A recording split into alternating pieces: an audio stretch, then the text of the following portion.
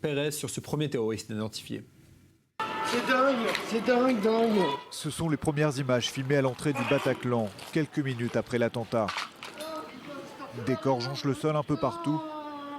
Autour, les pleurs angoissés de survivants ayant échappé à la tuerie. Ils découvrent une scène d'horreur. Plus loin, des policiers tentent de progresser lentement à l'intérieur de la salle.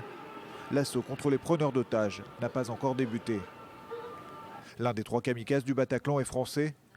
Omar Ismail Moustephaï, père de 2 enfants, devait fêter dans quelques jours son 30e anniversaire. Natif de l'Essonne en banlieue parisienne, Moustephaï était délinquant avant d'être terroriste. Il était fiché depuis 2010 pour sa radicalisation.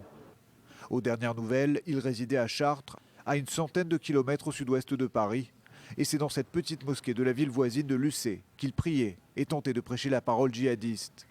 Ceux qui l'ont côtoyé tentent de minimiser son influence. Nous, cet individu, nous ne l'avons pas vu. Depuis que nous êtes montés dans cette mosquée, nous avons pris les rênes un petit peu de cette mosquée. Depuis 2013, nous ne l'avons pas vu pratiquement.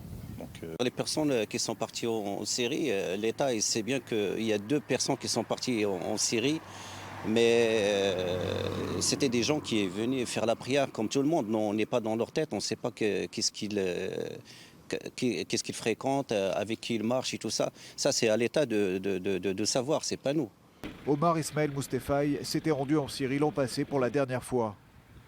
Ses parents résident dans cette maison de Romilly-sur-Seine en Champagne. Dimanche matin, la police y a mené des perquisitions et a interpellé 6 membres de l'entourage du terroriste. Les voisins des Moustephaï sont surpris. Moi, ça fait 1 an et demi que j'habite ici. Quand je suis arrivé, ils étaient déjà là. Donc, moi, j'interprète un petit couple de retraités sans histoire qui mènent leur petite vie, des gens polis à qui on peut demander de l'aide si besoin. Moustephaï avait été condamné à 8 reprises pour des délits de droit commun entre 2004 et 2010.